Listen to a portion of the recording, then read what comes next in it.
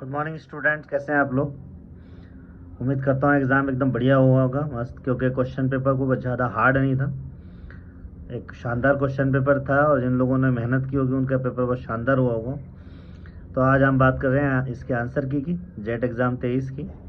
बच्चों, इसके अंदर पहला क्वेश्चन आपका था, निम्न में से कौन सा तत्व अधिकांश विद्युत है। एक्चुअल में बच्चों ये हिंदी में तो बड़ा अजीब सा लग रहा है, लेकिन इंग्लिश में पढ़ेंगे तो आपको आसान समझ में आएगा। Which of the following is most electronegative, विद्युत ऋणता की बात कर रहा है।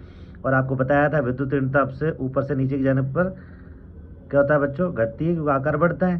तो अगर हम लोग बात करें तो इसमें आंसर आ जाएगा कार्बन।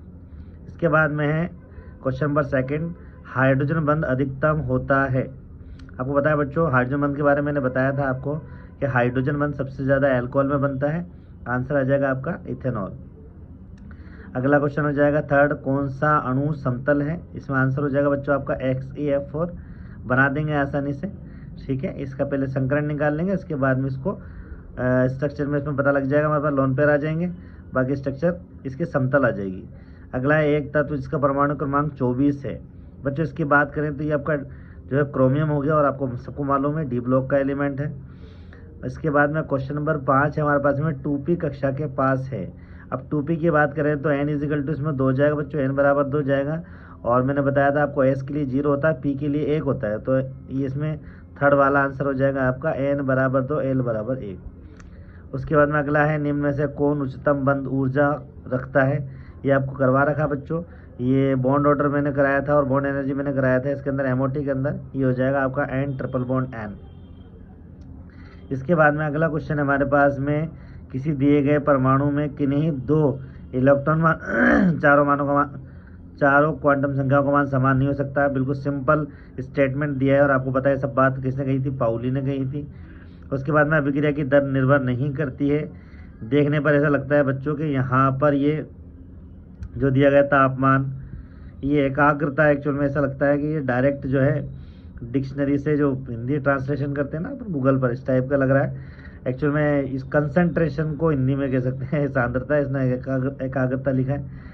और दाब और उत्प्रेरक, अगर हम लोग बात करें तो चारों पे ही डिपेंड करती है, लेकिन अगर हम लोग बात करें तो यहाँ पर जो दाब है वो केवल गैसेस कंडीशन पर ही लागू होता है, तो दाब इसके अंदर आंसर हो जाएगा आपका। इसके बाद में क्वेश्चन नंबर 9 की बात करें बच्चों, हम लोग क्वेश्चन नंबर 9 की बात करें। क्वेश्चन नंबर 9 हमारे पास में बच्चों सक्रिय द्रव्यमान के बारे में बात कही थी, सबको मालूम है, गुलबर्ग और वागे ने कही थी बच्चों मान। उसके बाद में क्वेश्चन नंबर 10 है CH2O, ये फॉर्मेल्डिहाइड है, अपना शीट से एज इट इज आया हुआ क्वेश्चन है, और इसमें मैंने बताया था इसका ऑक्सीजन अंक क्या हो जाएगा, 0 हो जाएगा।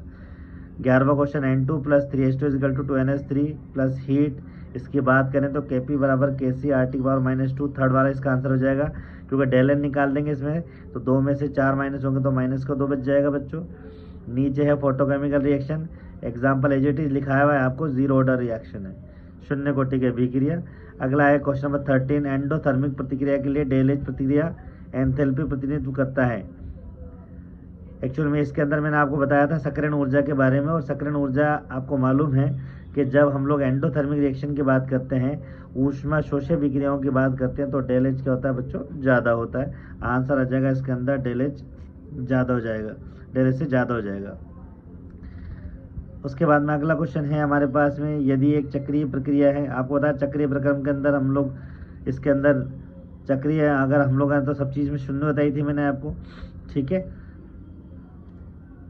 निम्न में से कौन सबसे मजबूत ब्रांस्टेड लोरी है, ये मैंने आपको बताया था, HClO4 सबसे अधिक प्रबलतम अम्ल है, तो इसका क्षार जो बनेगा वो दुर्बलता बनेगा। तो सिंपल सी बात है, अगर हम लोग बात करें ClO4 ClO माइनस की, तो ये आपका दुर्बलतम अम्ल बनेगा, तो प्रबलतम क्षार बन जाएगा।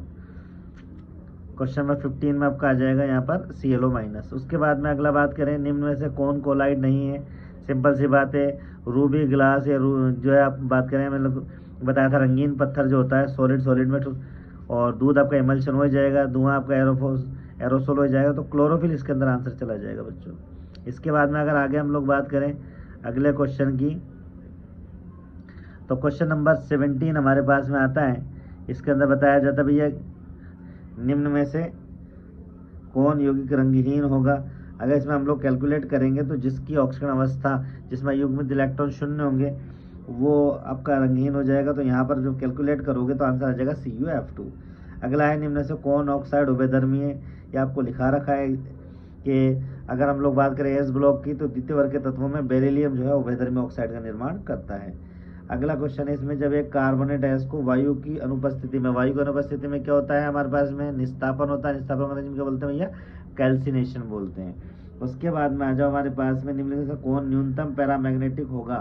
पैरामैग्नेटिक आपको पता ही है, जिसके अंदर युग्मित इलेक्ट्रॉन जितने ज़्यादा होते हैं वो ज़्यादा पैरामैग्नेटिक होता है, उतना ज़्यादा चुंबकीय और आकर्षित होता है। तो कॉपर में सबसे कम एक युग्मित इलेक्ट्रॉन है, मतलब नहीं है इसके अंदर, इसलिए पैरामैग्नेटिक हो जाएगा। इसके बाद में जब बुझे हुए चूने में पानी डाला जाता है तो आपको बताइए चूने की जो रिएक्शन होती है वो एक्सोथर्मिक रिएक्शन होती है, तो एक्सोथर्मिक आ जाएगा आंसर। उसके बाद में है सबसे स्थिर कार्बोनेट, मैंने बताया था आकार बढ़ने पर कार्बोनेट का स्थायित्व बढ़ता है, तो इसके अंदर BaCO3 आपका आंसर आ जाएगा। प्लास्टर ऑफ पेरिस का फॉर्मूला आपको मालूम ही है। और उसके बाद में अगला क्वेश्चन आ जाता है आपका, परिवर्तनशील संयोजकता जिंक क्यों नहीं दर्शाता है? मालूम है आपको, डी कक्षक पूर्णपूरित होता है इसलिए। उसके बाद में आ जाइए 25 से लेकर के और 32 क्वेश्चन आपका सॉइल केमिस्ट्री का है, ये सॉइल केमिस्ट्री वाले सर आपको कराएंगे। उसके बाद में हम जाते हैं सीधे क्वेश्चन नंबर 33 पर। तो एल्केन के अंदर कार्बन परमाणु का संकरण की बात करें, आपको पता सिंगल बॉन्ड है तो sp3 संकरण हमारे पास में हो जाएगा। ये ईथर है, ईथर का नामकरण करते हैं हम लोग, तो छोटे ग्रुप को हम लोग एल्कोक्सी बोलते हैं, तो आ जाएगा मेथोक्सी एथेन नाम हो जाएगा। इसके बाद में ये जो क्वेश्चन है ये आप इंग्लिश में पढ़ोगे तो आसानी से हो जाएगा, क्योंकि अगर हम लोग बात करें यहाँ पर तो यहाँ ये रिएक्शन हो रही है एथिल क्लोराइड के हाइड्रोजन के साथ में, तो एथेन इसमें बन जाएगा। ये 36वां क्वेश्चन भी आपको इंग्लिश में पढ़ना पड़ेगा कि the reaction of carboxylic acid with alcohol. तो आपको पता है कार्बोक्सिलिक एसिड और एल्कोहल जब आपस में रिएक्शन करते हैं तो एस्टर बनता है, इस रिएक्शन को बोलते हैं एस्टरिफिकेशन।